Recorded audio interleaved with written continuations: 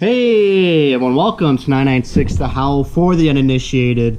This is an unedited YouTube vlog discussing everything Arizona Coyotes, and I hope we all enjoyed those 4 games of a full, healthy lineup. And we even had Ranta and Kemper both healthy and playing NHL games, but it finally came to an end with Nicholas Hjalmarsson, the hammer, cracking his fibula. He'll be out 3 months. He'll probably come back in January, probably after the mandatory bye week in middle of January.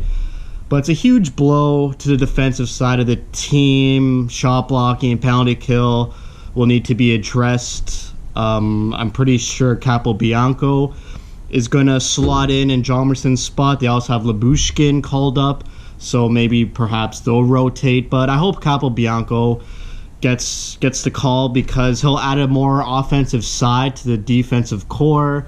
It's hard to replace a guy like Nicholas Hjalmarsson, and I feel like if they put Lyubushkin in his spot, he's just like a very bad Nicholas Hjalmarsson. Not to discredit Lyubushkin, but he's nowhere near the elite defensive defenseman that Hjalmarsson is. Lyubushkin's good to get on the body and clear out the front of the net, but Hjalmarsson does a lot of little things that not too many defensemen can do.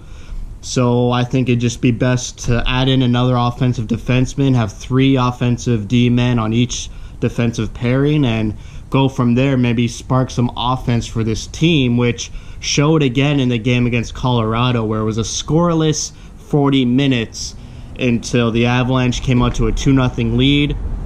And then Michael Grabner with an unbelievable goal. I can't believe this goal's not on like highlight reels across the nation, because that was a sick release. Off the rush, just received the pass and then shoots it very quickly with the defender about to hit his stick, and he roofs it barred down over Francois or Franco. His name should be Francois. I don't know why people call him Franco. I feel like Francois just feels better in the mouth. But after Grabner scored, Nick Schmaltz finally learns how to shoot a puck, which I need to talk about. I feel like Schmaltz passes the puck way too much. And I feel like I was hearing this at the time of the Strome and Schmaltz trade.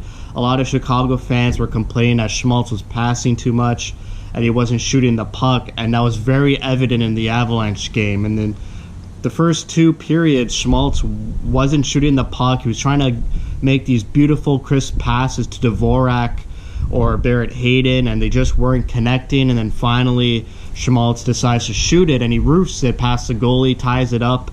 And then in overtime, the Coyotes didn't look too good, and the Avalanche buried it. I want to talk about Ranta. It was his first game in about 11 months, and he looked really good. It was so odd to see Ranta in net compared to Kemper. I mean, we're so used to Kemper in net.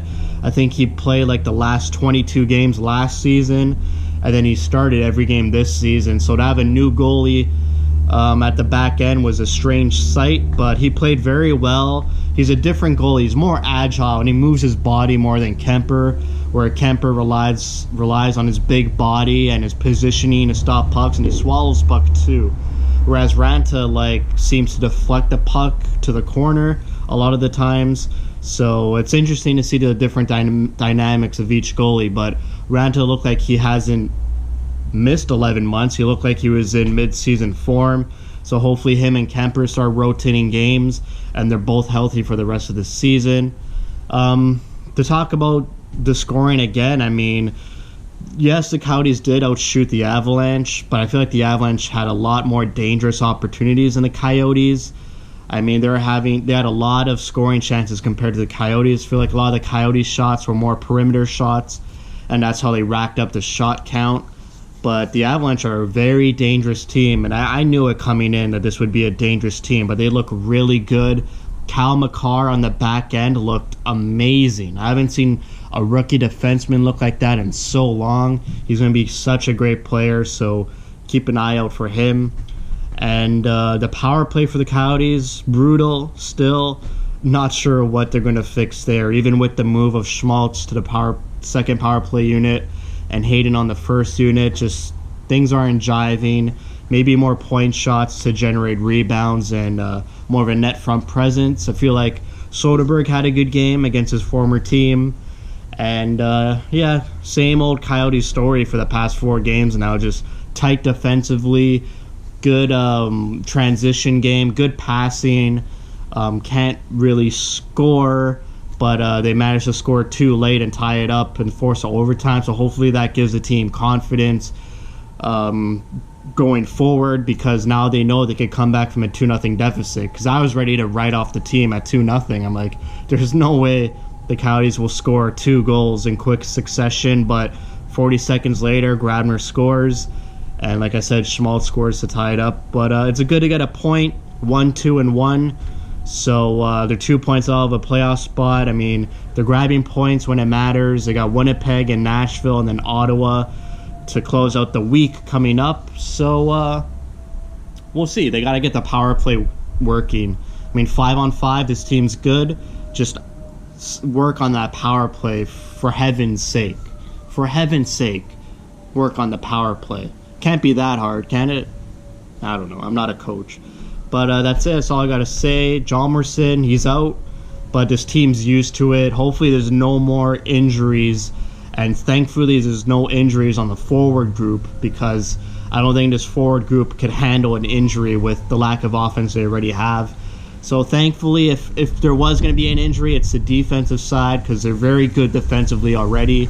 It's not a goalie. It's not a scoring winger or centerman. It's just an elite defensive defenseman that they'll have to change up their system a bit.